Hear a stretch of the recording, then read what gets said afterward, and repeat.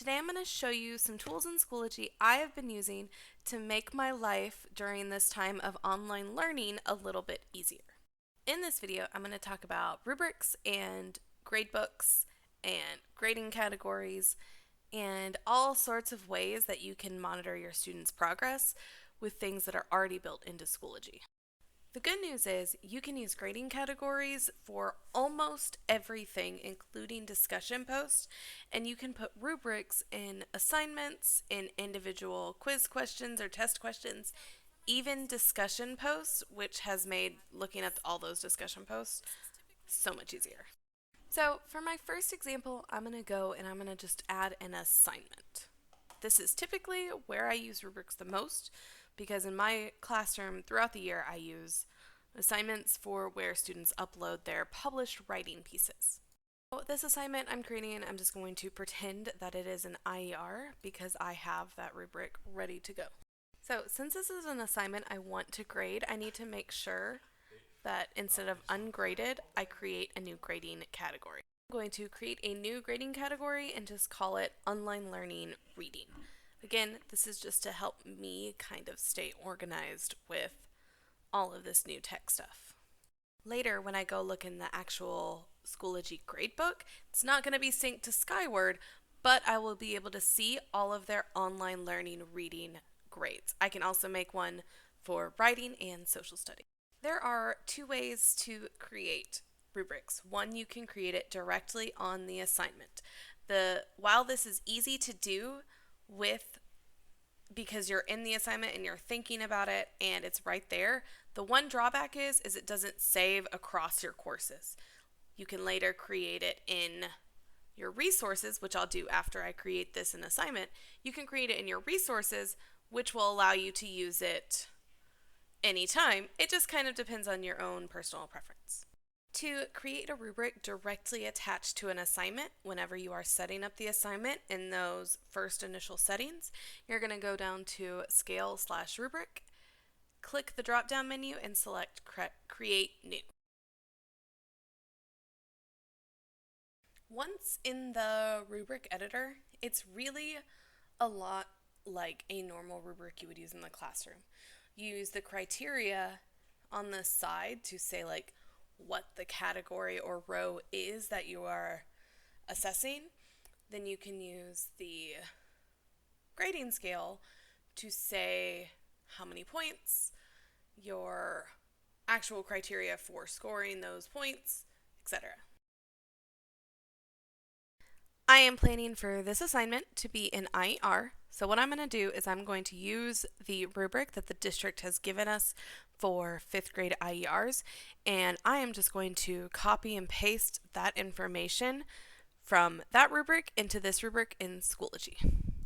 If you want to add a new row of criteria, you can just click the little Add Criteria button in the bottom left. When you add new criteria, it will automatically keep the numbers and the wording for what the actual grading scale is the same. You can change that. It doesn't have to stay the same. I typically do keep it the same just for my own peace of mind, but again, personal preference.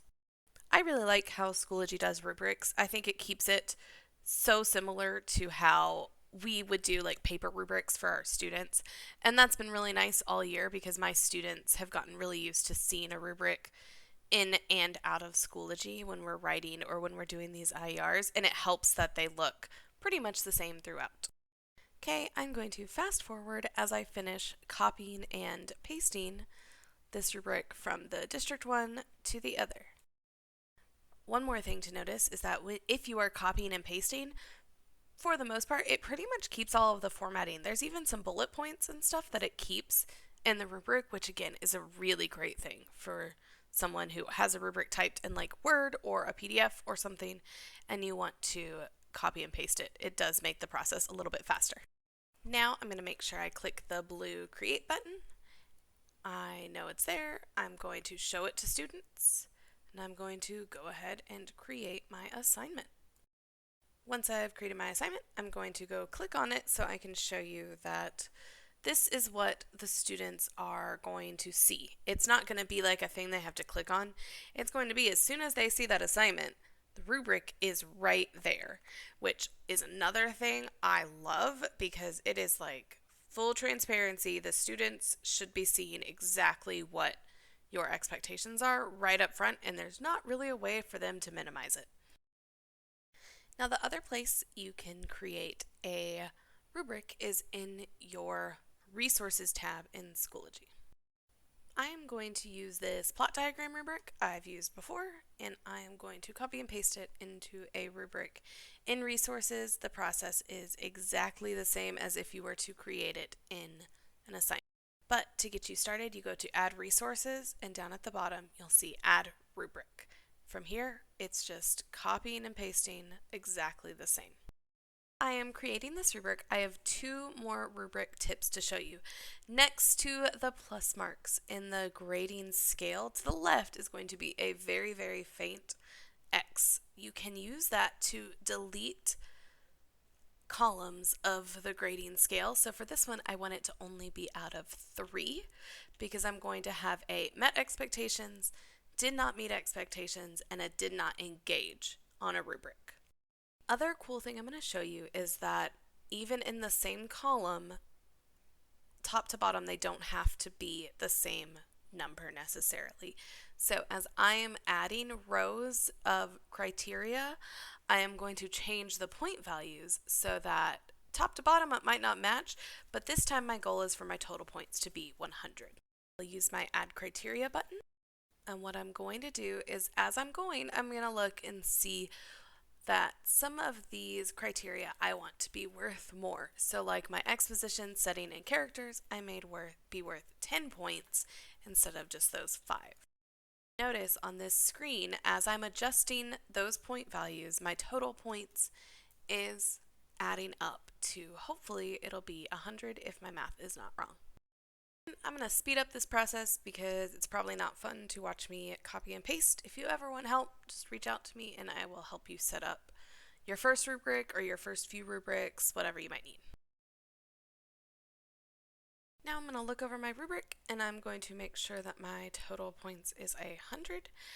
And before we leave here, I am going to show you what happens when you click the Add Learning Objectives in a rubric. If I'm being honest, I don't really use this. When you click Add Learning Objectives, it has a very long list of all sorts of standards. There's state standards, Common Core standards.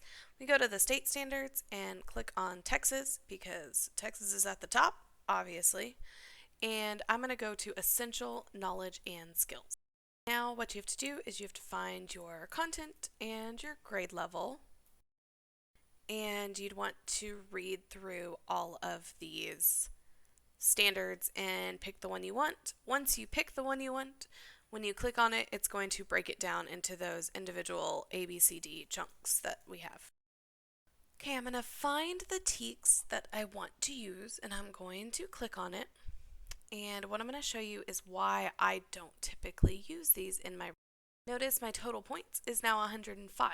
That's because it added this TEK as an actual row on my rubric, which typically for me at least, it doesn't always make sense to do that because the whole assessment might be over that TEK and I don't want to have just one row on my rubric. Now if you were doing like a test that had multiple TEKs and multiple skills that you were assessing, then yeah, it totally could make sense, but I don't typically use that. So I'm going to delete that, back to a total points of 100, and I'm going to create it.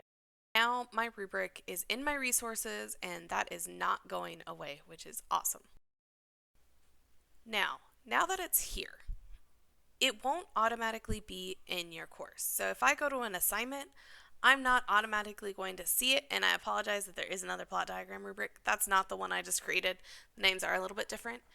But I want that rubric in my courses, which it's not yet. To add it to my courses, what I'm going to do is I'm going to go find the little scrolly wheel in my rubric that I just created. I am going to add it to all of these courses at the same time, which is great.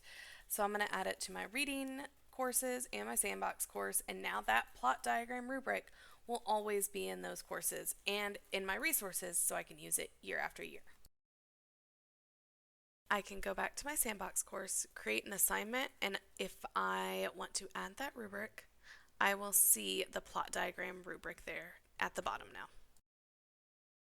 Now that I've got my rubrics in Schoology, let me go to my normal reading course and show you what it would look like to grade one of these assignments. So when I click on this IER that my students are doing, you'll see all of these blue needs grading. It is important that when you set up your class, you don't click ungraded.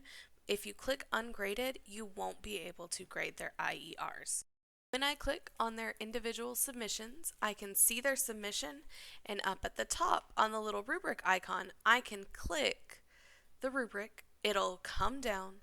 I can click whatever I want to give them for their grade and click save. And that will save their grade where you can see it and they can see it too in the gradebook. Get to your gradebook. In your course, you go on the left, and in mine, it's the third option. It says gradebook. This is my new favorite way to monitor my students' progress since everything we're doing in Schoology is here already. It's very important that you set up those grading categories. It'll kind of make your life easier because it will, for ELA right now, all of my stuff is in my reading course, whether it's reading or writing. So to set up those two grading categories, I can divide it up in this course so that I can see just reading at one time or just writing at one time by clicking the materials button with that drop down menu up at the top. What's nice now is I can only see his IER or their IER because it is in online learning reading, and that's the only assignment in that category, so I don't see all the extra stuff right now. Next, I'm going to show you what it looks like to view this course as a student. If you've never done that before, you can go in any course of yours. On the left, it'll say, right under your picture, it'll say course options. Then you can click view course as, and then you can click on any one of your students so you can see what they see. Now, as a student, I can go in my course and on the left click on grades, and there is almost like a progress report for me to see. I can see what I haven't turned in, I can see what's not graded, I can see what I got a 0 on. I can also see what I did well on. So, I've been using this to help my students have some accountability. I have told them all where to find their grades so that they can be like, hey, Miss Jones, what's up? During this online learning, with the whole meets, does not meet standard, my students have been having a little bit of trouble with that.